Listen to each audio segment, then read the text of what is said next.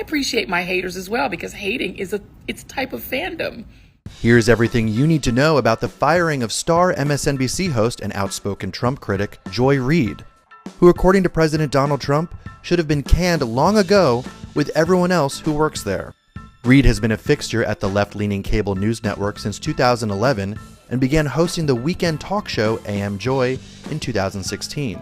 The very next year, she was forced to address a series of decade-old posts on her personal blog, The Reid Report, in which she expressed disgust about men kissing and gay marriage. She initially claimed she had been hacked, but finally apologized a year later in June 2018. MSNBC stood by her side throughout the ordeal. I genuinely do not believe I wrote those hateful things because they are completely alien to me. But I can definitely understand, based on things I have tweeted and have written in the past, why some people don't believe me. The scandal marked the beginning of a rocky tenure at MSNBC, with the host racking up a series of cringe-inducing on-air controversies. In 2020, Reid mocked police officers who declined to get the COVID-19 vaccine.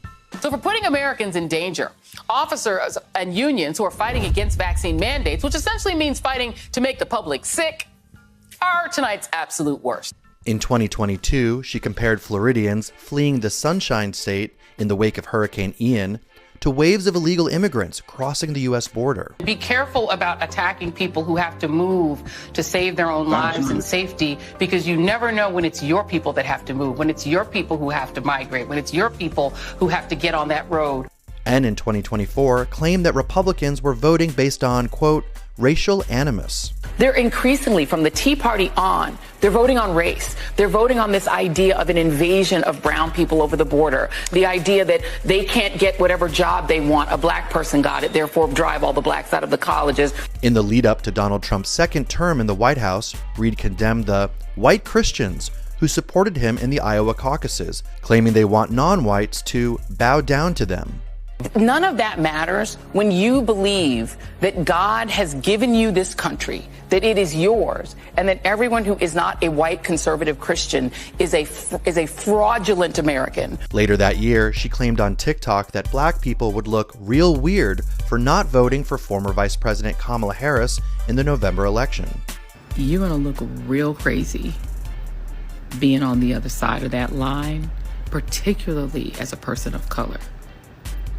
But really as anyone who claims to have any connection to the culture. And she argued that Harris voters should avoid Thanksgiving dinner with their Trump voting relatives. Well, here's an alternative thought.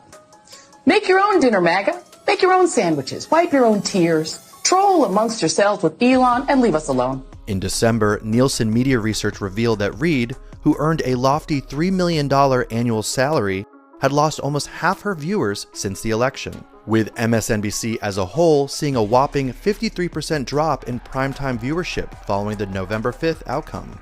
After network president Rashida Jones left MSNBC in January 2025, Rebecca Cutler was tapped to helm the struggling network, where ratings have consistently trailed behind Fox News. Roughly a month later, Reid's show was canceled. President Donald Trump wasted no time reveling in the news, claiming on his Truth Social platform that MSNBC should pay vast sums of money for the unpardonable sin it has done to the country. He has also openly celebrated Reid's firing, describing her as one of the least talented people in television and as a mentally obnoxious racist.